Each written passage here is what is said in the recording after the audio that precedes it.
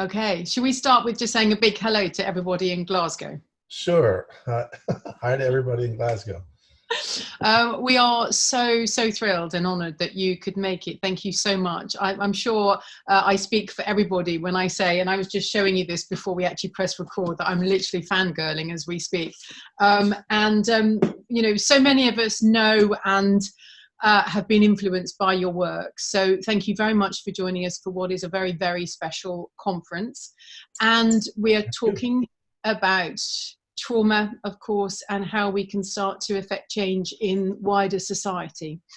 So I know your time is precious, so I will dive straight in. I will dive straight in and ask if we could begin with your definition of trauma. Well, I comment this whole topic from the perspective of sort of neuroscience as a sort of a neuroscientist. And one of the things that I have been trying to understand for the last 30 years is how experiences influence the systems in our body, including the systems in our brain. And early on, it was very clear that early developmental experiences have disproportionate power and disproportionate impact on our biology compared to similar experiences that happen later in life.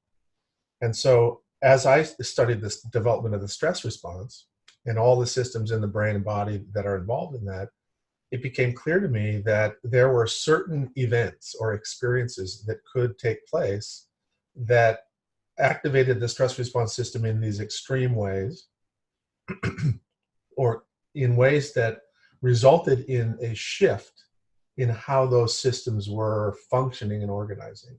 And so from that sort of neuroscience perspective, for me, a trauma is an event that changes the physiological reactivity of the stress response system in a negative way.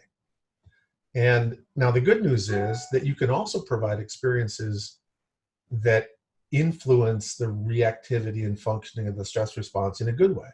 And those are therapeutic experiences and or resilience building experiences. And that's what we've been focusing on a lot over the last 10 years. What's the biggest resistance you come up against in that sense? Because that isn't a view that is held so widely by some. Well, you know, it's interesting. My entire career has been being an outsider in a different field. So I was trained as a neuroscientist and I went into psychiatry.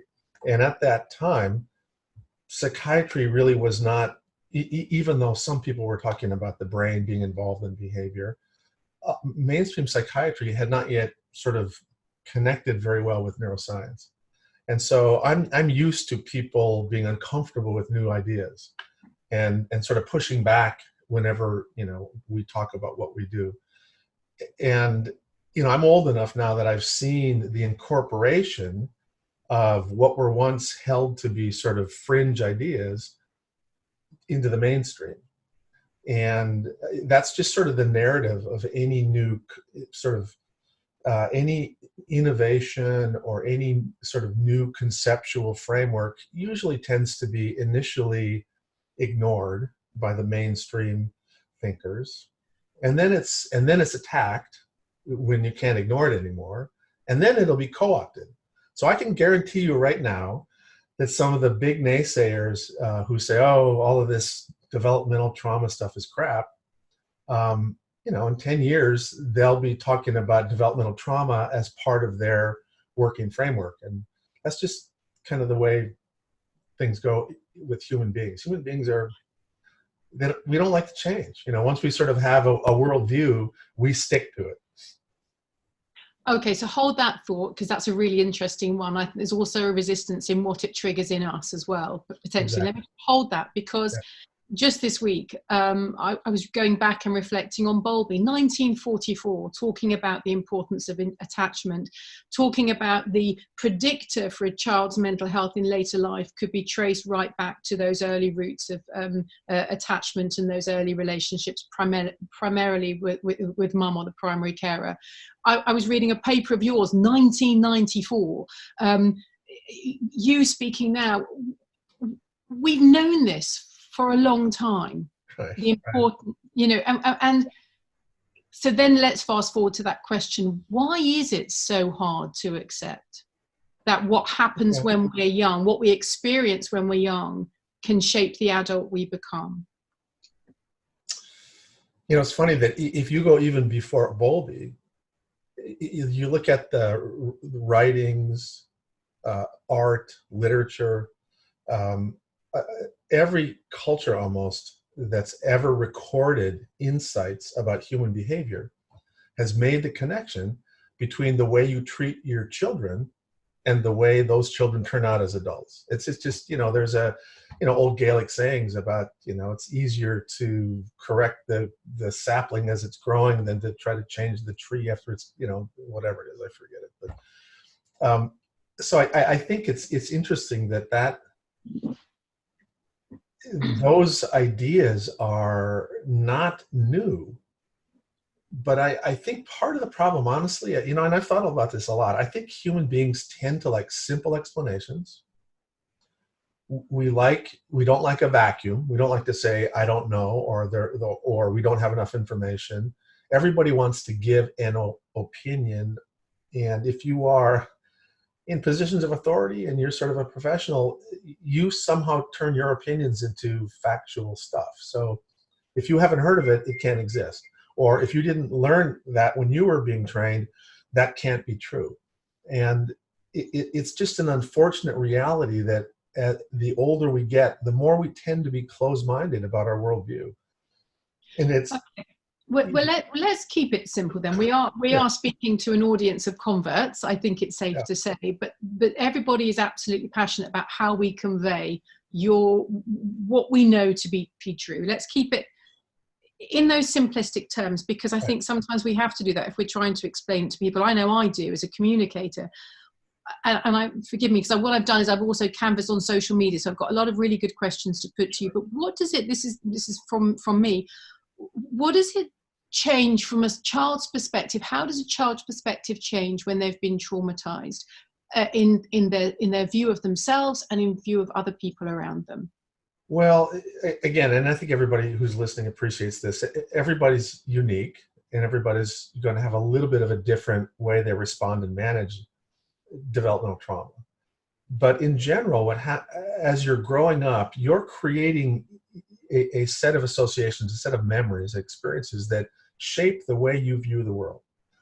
And if you grow up in an environment where you feel safe and people are kind to you, people are nurturing, you take those experiences and you sort of use those to make your worldview. So you think the world and people in the world are by and large good, and they're going to be trustworthy and they're going to treat you well. And so that really influences how you behave, which in turn influences how others behave to you. And so in many ways, these early experiences create a worldview that become a self-fulfilling prophecy. So once you've sort of organized in a certain way and you think the world's good, you look for good to reinforce what you believe. So you might be in the midst of all kinds of rude people and they're pushing and they're nasty and they're calling you names, and then one person will smile and you go, see, people are good. And so you'll have you only need a little bit of evidence as you get older to reinforce what you believe and you've created. And now the exact opposite happens if you grow up with trauma, particularly if the trauma is mediated in context of your primary relationships. You know, the people that are supposed to protect and love you also are the people that hurt you sometimes, or don't tell you the truth, or humiliate you, or do some other thing like that. And your worldview becomes that, you know, people can't be trusted and people are unpredictable. and people will hurt you as much as help you. And so when you go out into the world and interact with folks, you're looking for that to happen. And so people will be kind and decent to you, and your brain goes, it's just a matter of time before they leave me. Just a matter of time before they try to cheat me. Just a matter of time before they hurt me.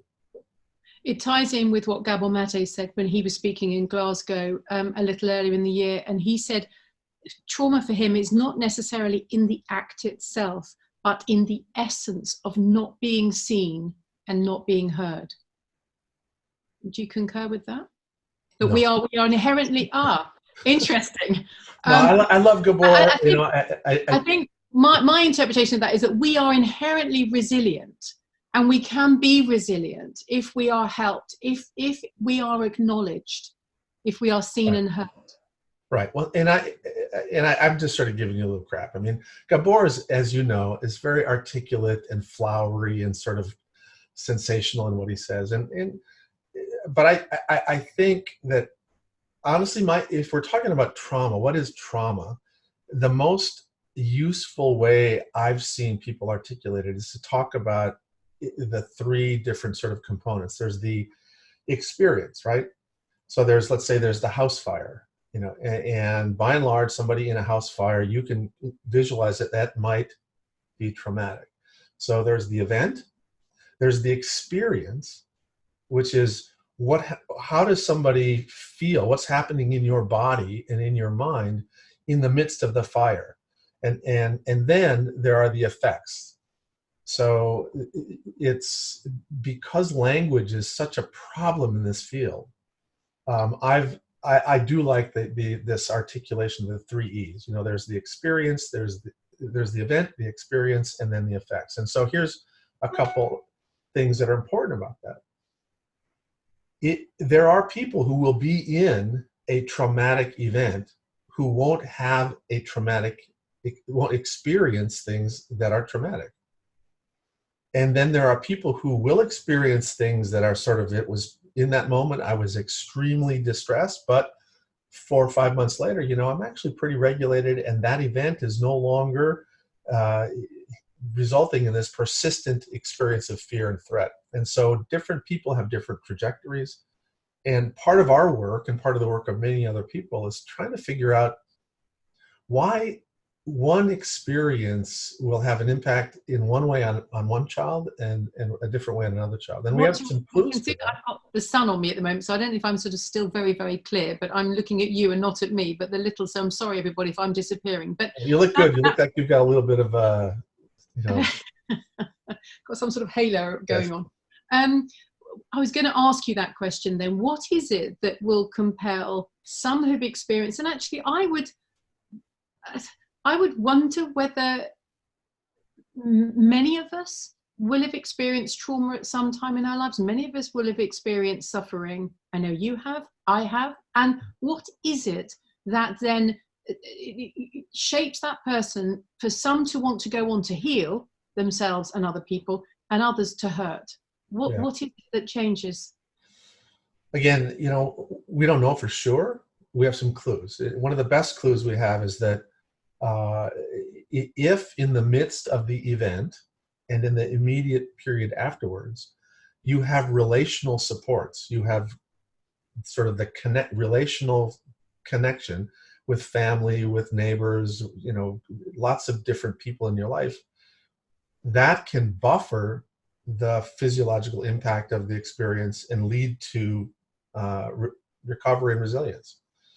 In contrast, if you basically have poverty of relationships, which many of the young families that we're talking about have, they're not really connected to their extended family, they're not connected in the community, there'll be some traumatic event, and they're by and large pretty isolated in the recovery process. And then they tend to be much more vulnerable and have a higher probability of having the long-term effects, physical health effects, social problems, substance abuse problems, mental health problems.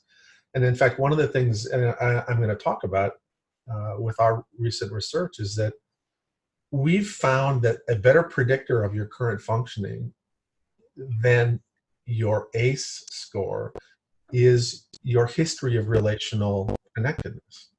And which is a really good positive message. I mean, it's a good thing to know that adversity isn't good for you, of course, but if you do have adversity, and as you pointed out earlier, it's hard to imagine getting through life without significant adversity. I don't think you can.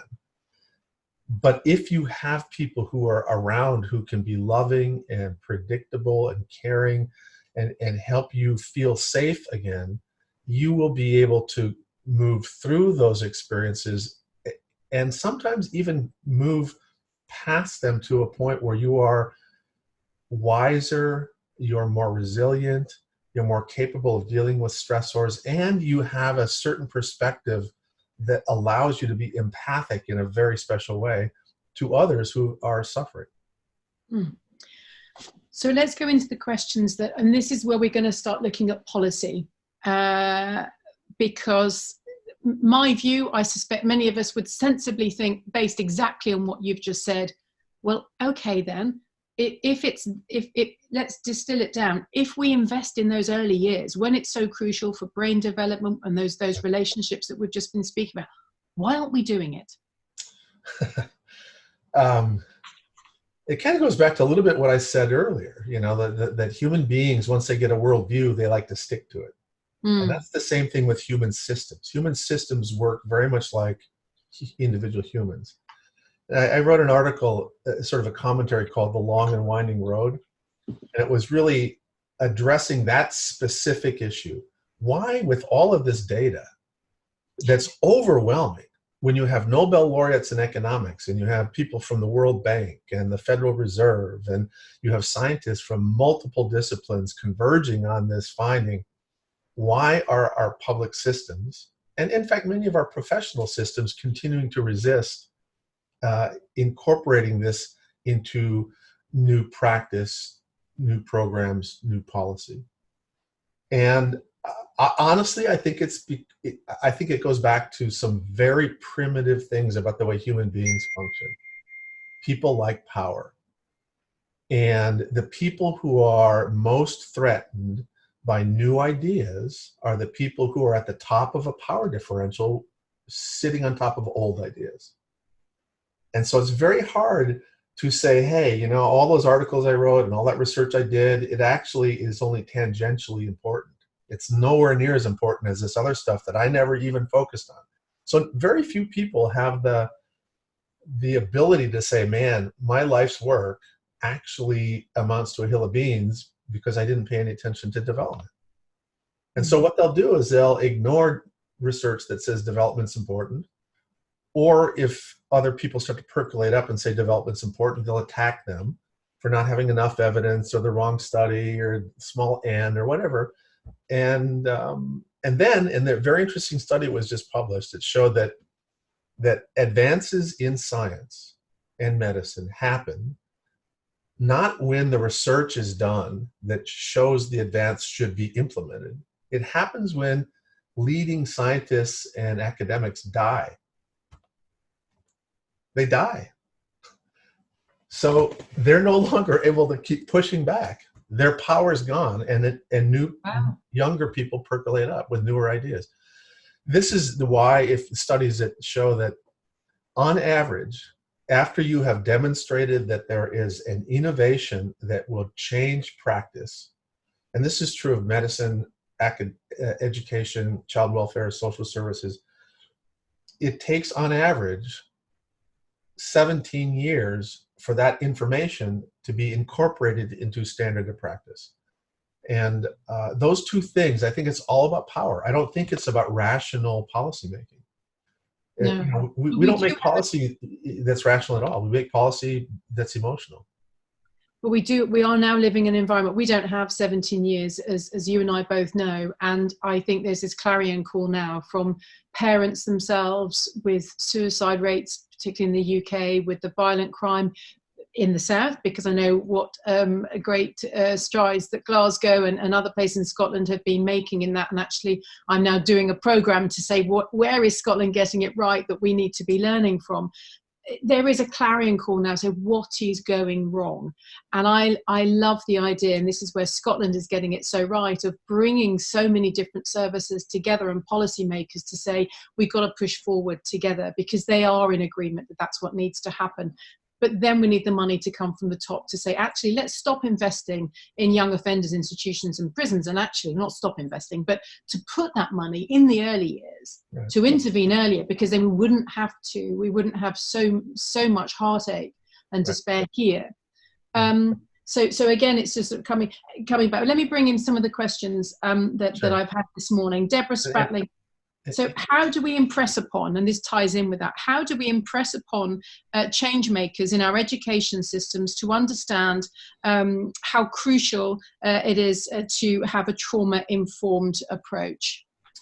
Well, it's interesting. Again, part of convincing people in positions of influence that a new approach is helpful is to demonstrate to them that the new approach results in, number one, cost savings, number two, better outcomes in your primary interest. So if you're in education, you want kids to sort of do better academically. And so fortunately, when people do incorporate these concepts into the way they think about education, we've demonstrated, and other people have demonstrated. In fact, one of the best programs that's done this is in Scotland.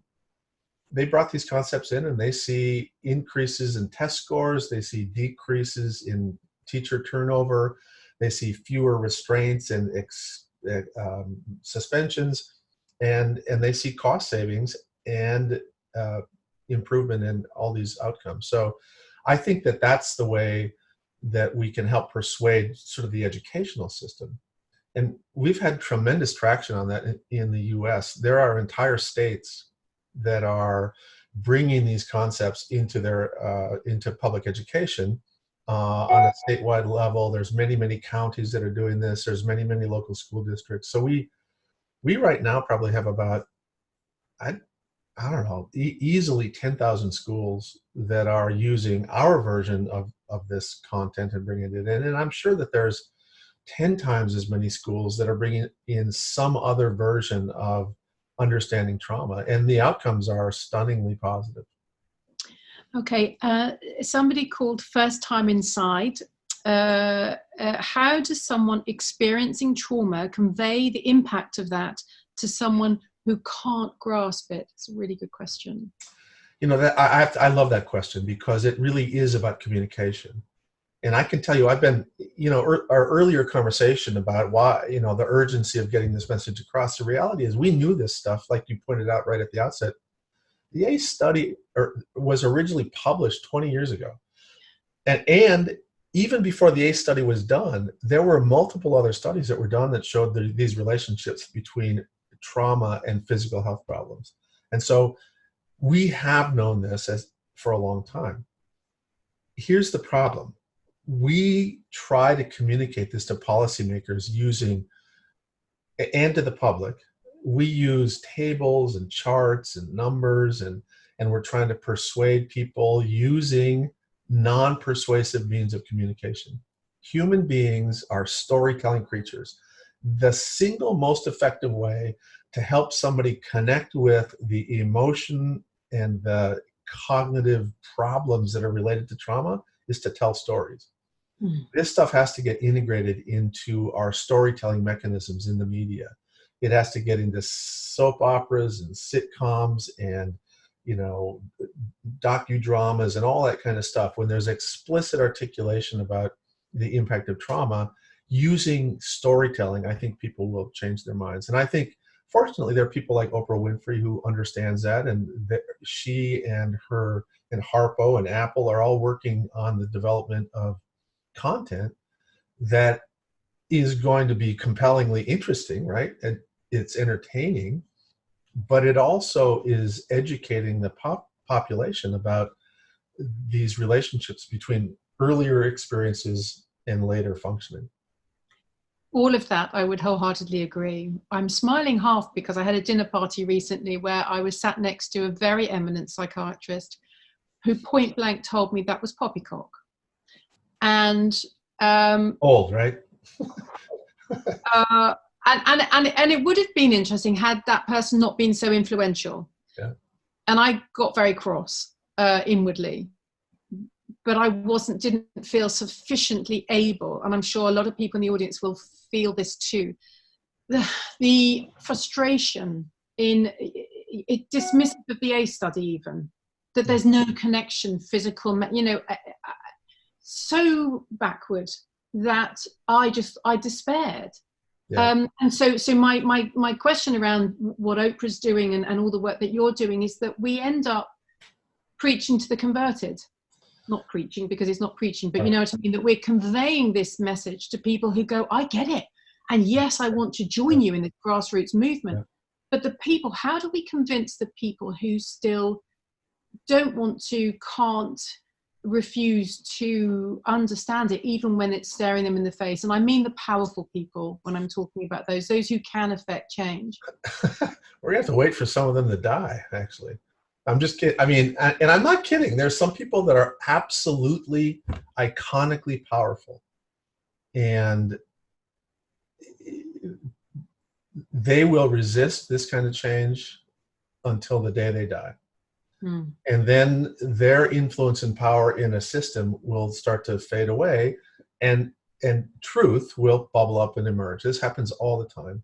We can't get under their pathology to sort of find a way in. Well, not even maybe some people could, but here's the reality is that I've learned to just bypass those people. I just, in the beginning, I'll just tell you a little story. When I first started talking about this 25 years ago, I gave grand rounds at a eminent medical school where I was literally just kind of like you, where somebody said that was poppycock. They basically, I was publicly humiliated by the senior academic psychiatrist in the group who said my work is bullshit. And there's just, anyway. And I'm like, okay, whatever. 10 years later, that same psychiatrist, now that there was money to fund research in post-traumatic stress disorder, decided that, yes, I guess it does exist. And he became the head of a branch of the National Center for Trauma in the United States. So it's a classic example of just, it was so challenging to his conceptual framework 10 years ago that he got defensive and attacked it through me.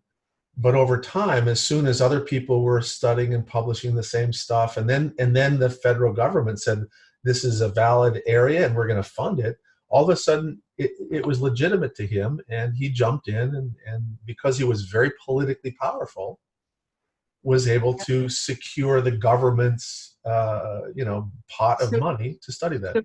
So we look at where those people find their legitimacy, I think, is what you're saying, isn't it? And I think that for everyone in the audience is going to go, okay, I need to find the people that may be resisting. We've got to look for where they're going to find it legitimate, and then we just go for that.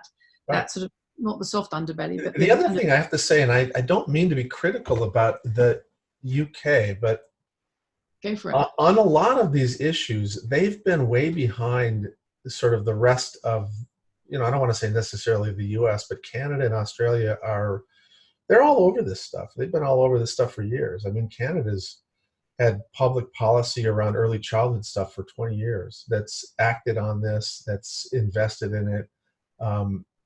And so is the US. I mean, now we have a different funding model than you do in the UK, but we have certain counties in the United States and California, for example, that have had high quality early childhood programming stuff with astounding outcomes for years and years and years. And there's not a single person in the government in those states that doesn't understand the connection between the way we treat our youngest families and their children and the way we jail people and the way we have to provide mental health services and everything else. And I think that now that wasn't the same situation 20 years ago. 20 years ago when we were talking about this, most people in government didn't get it. Most people in our public systems didn't understand it. And so there's been a 20-year process of capacity building and communication and education. But I do think that that even with that, there are people that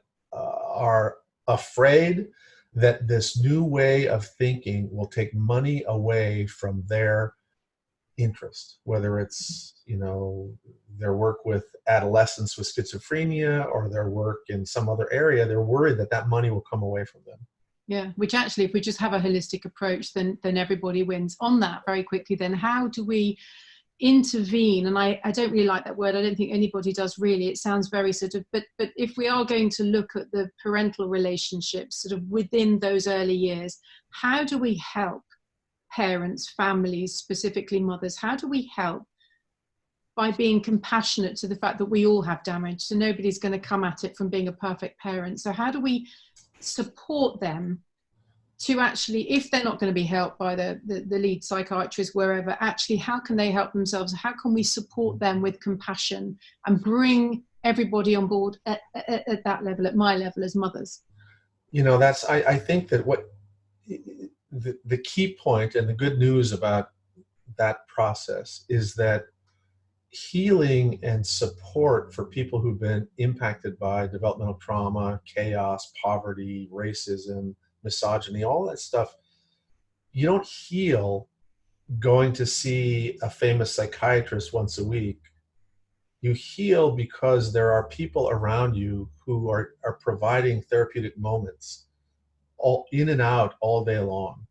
It's the people who you work with. It's the people who you go to school with. It's your friends. It's your extended family. And the truth is, healing from trauma is thousands of little doses of micro moments where you feel heard and you feel safe and you feel respected.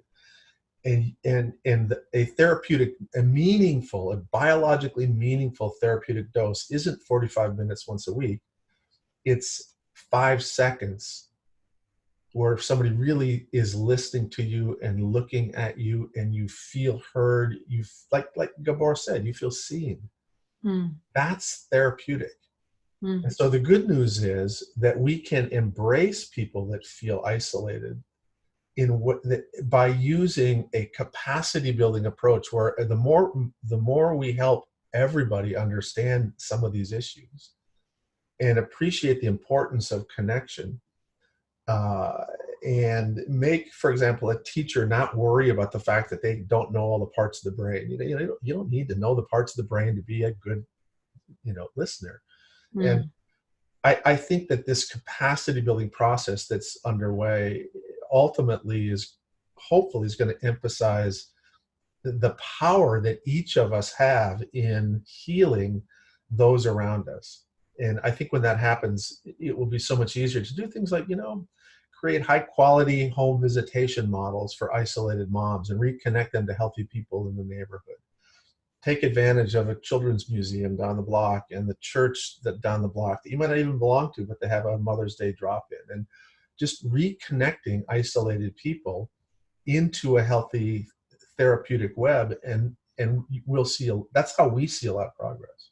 Yeah, I mean, you're absolutely right. One of the things I talk about when I give talks at the moment is about how we have lost that essence of the tribe, of the community, because we forget we've got mums operating in a silo. And I mean, there's one eminent psychiatrist in the UK who says the downfall of Western civilization is due to the nuclear family, because he just says we've lost those connections, as you've just said.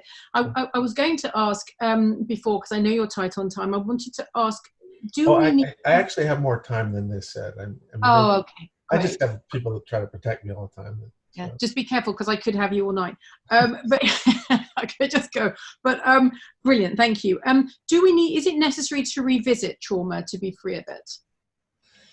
That's a good question. And I think it's, one answer is it's necessary to reactivate the networks that were activated by the trauma, to change those systems, because that's the only way.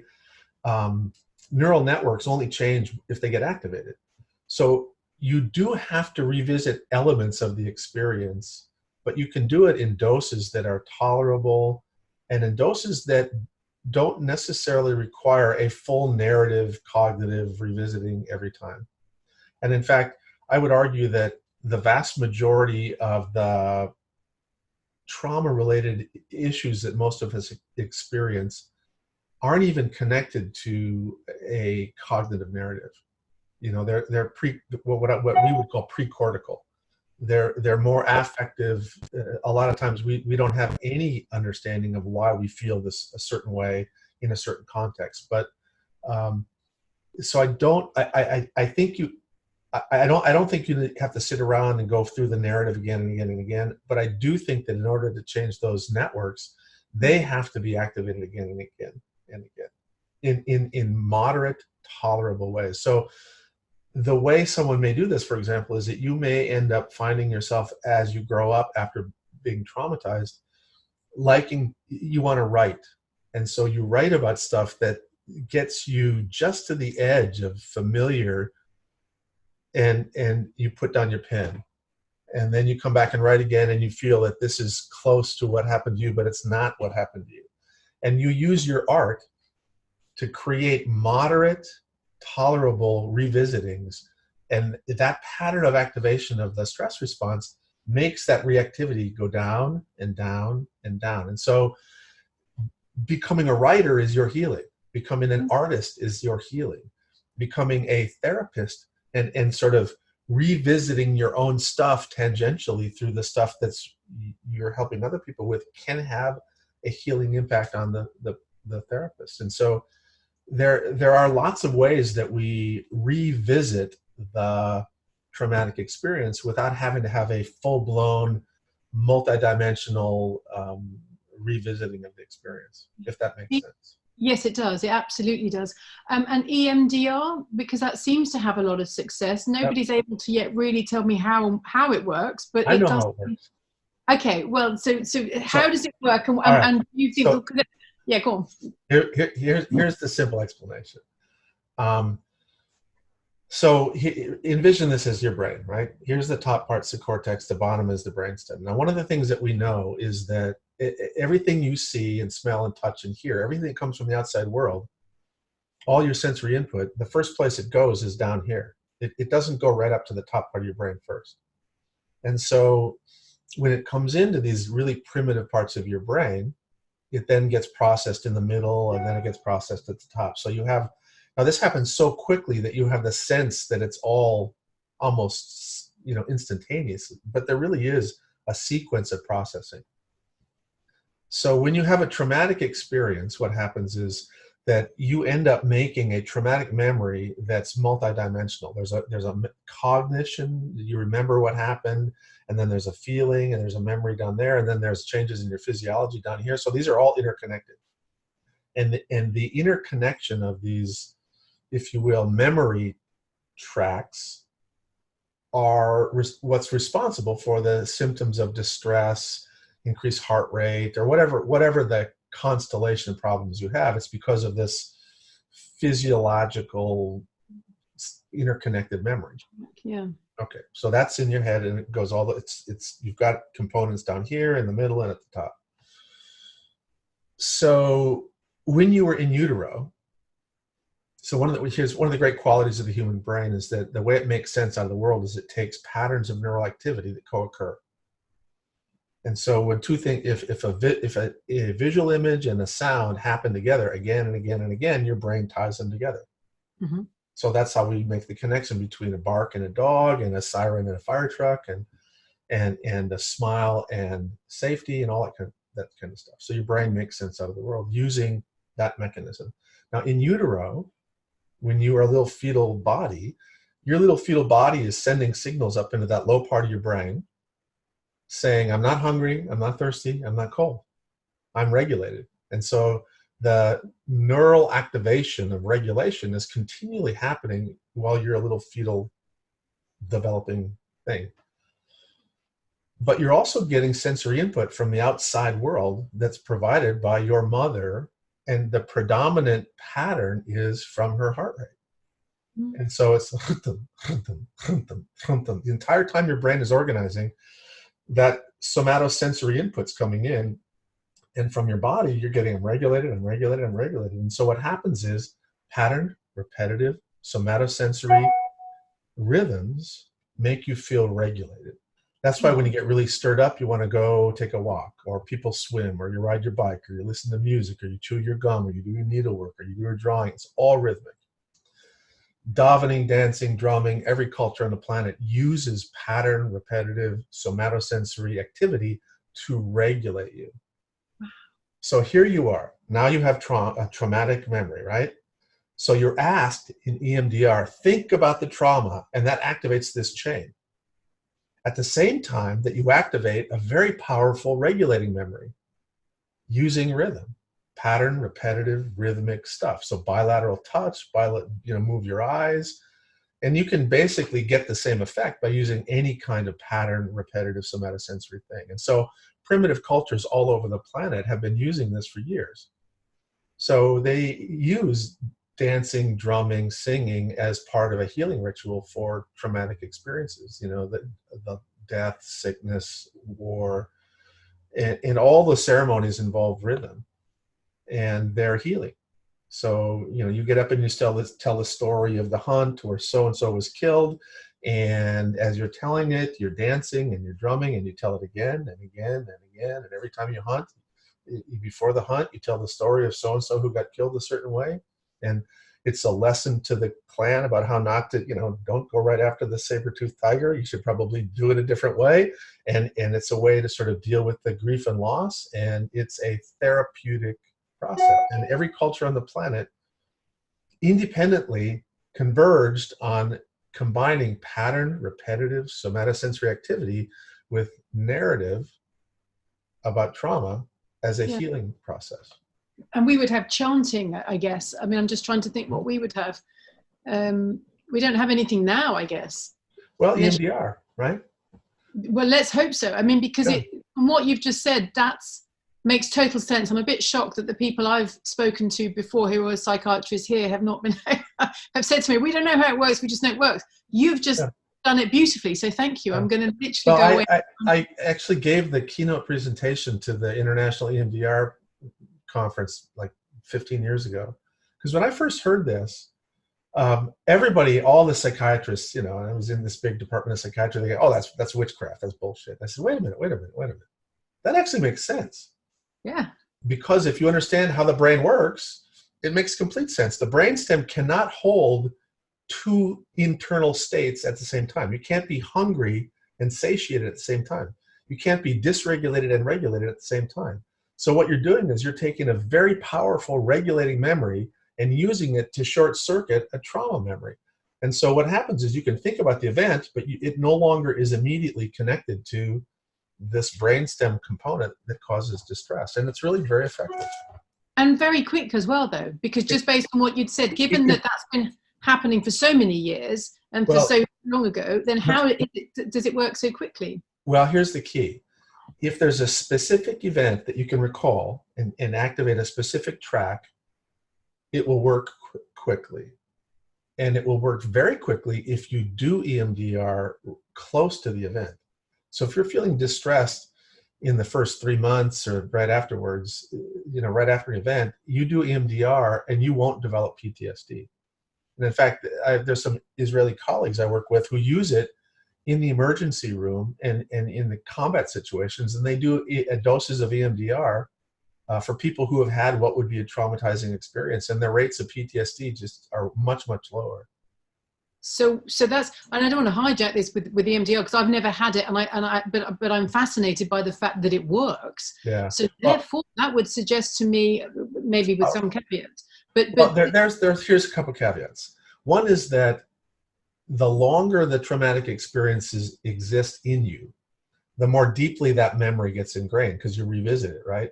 You revisit, and the brain changes with repetition. The more you think about it, the more you have nightmares, and it takes more time. And then the other part is a lot of the traumatic experiences, I kind of mentioned this before, is a lot of the impact of trauma, particularly for young kids, isn't connected to distinct cognitive memory, right?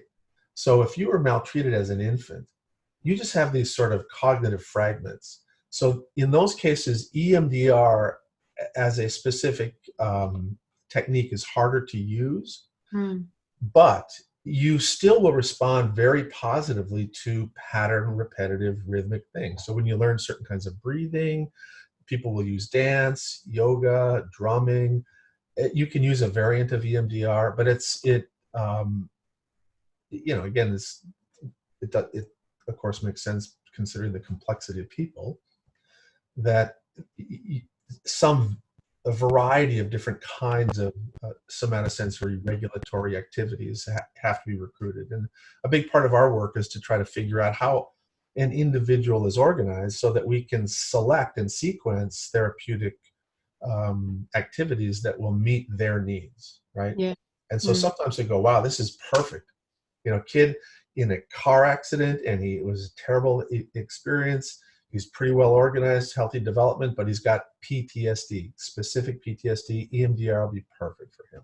But then a kid comes in with profound attachment problems and had early life chaos, neglect, and multiple placements, and now he's got a whole array of problems. EMDR won't, be as effective. It might be part of a package of interventions, but a child like that needs a more comprehensive, relationally based approach. Anyway, I'm rambling. Thank you. I'm literally astounded. I'm going to go away and try and find a way that I can communicate that as well as you have in my own layperson's terms. Okay, Karen Law. I think Karen Law. Yes. We've sort of touched upon it, but I want to give her a name check in case she's in the audience. Karen Law, why are policymakers not paying attention to the work of Dr. Bruce Perry, Gabor Mate, Naomi Burke-Harris? If they did, they would be legislating for best practice across the board. We've touched upon it. I mean, what would be your list? If you were in the seat of power now, where you'd really want to be, what would you be doing? Well, let me just give a little bit of hope. That for example, Nadine has joined government in California. She's now the Surgeon General of California.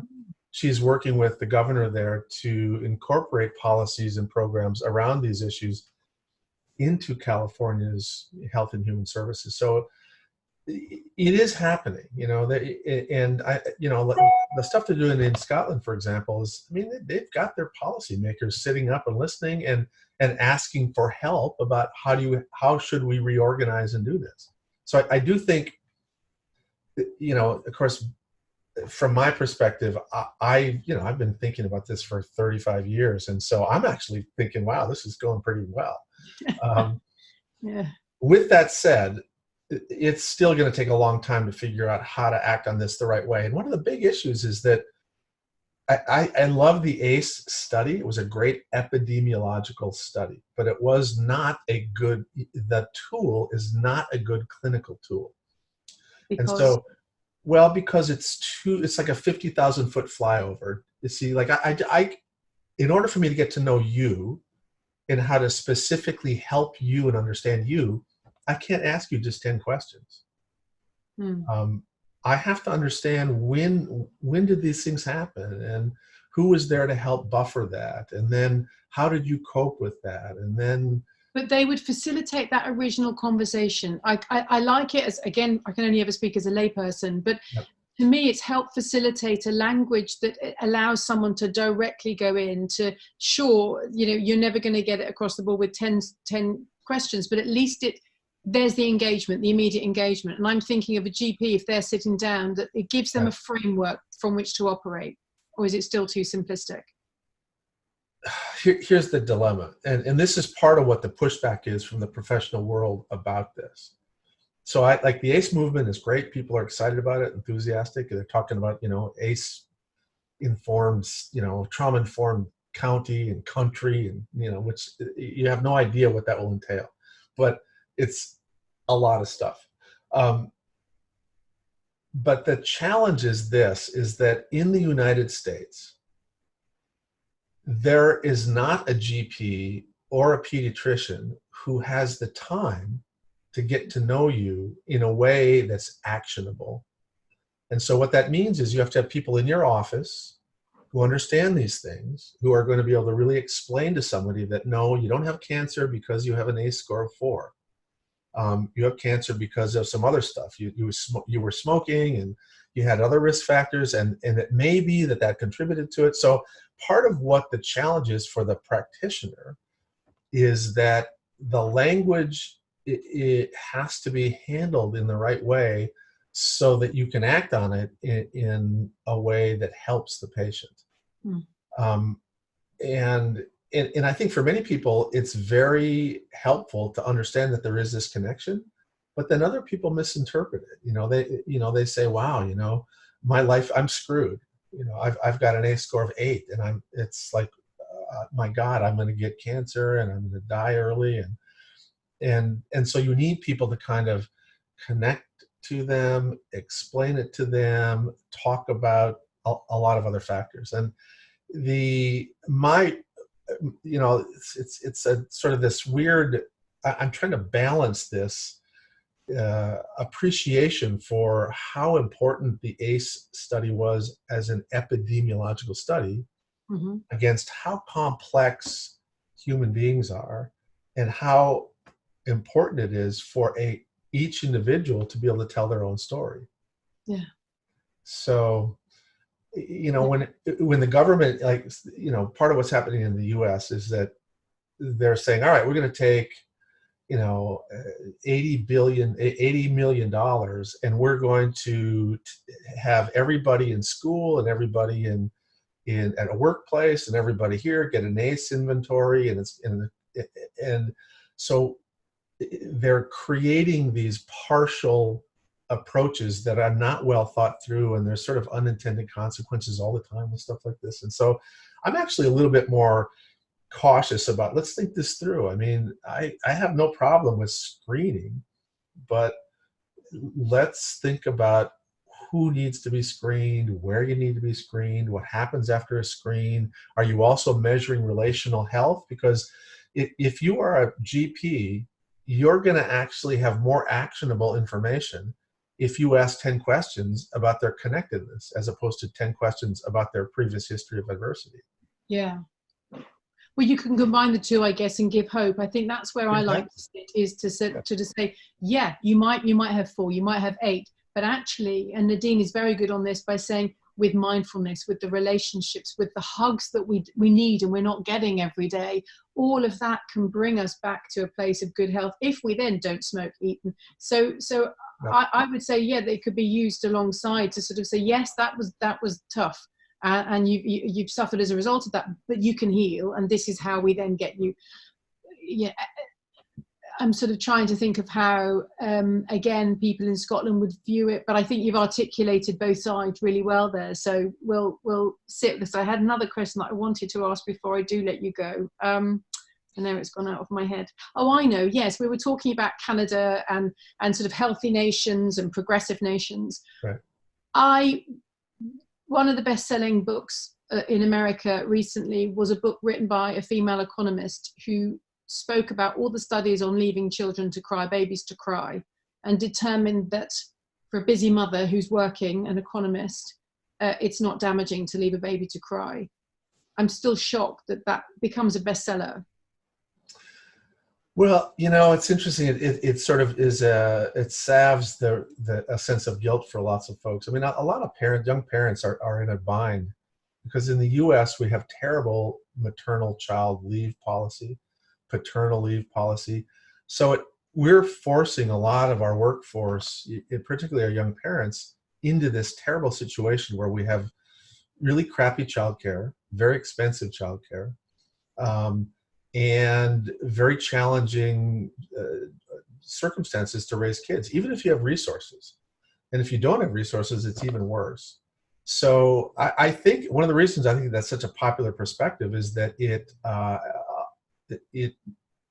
basically allows a parent to engage in a practice that may lead to a child crying less at night, but they don't understand that that's actually a pattern of stress activation that is going to make their child less resilient over time.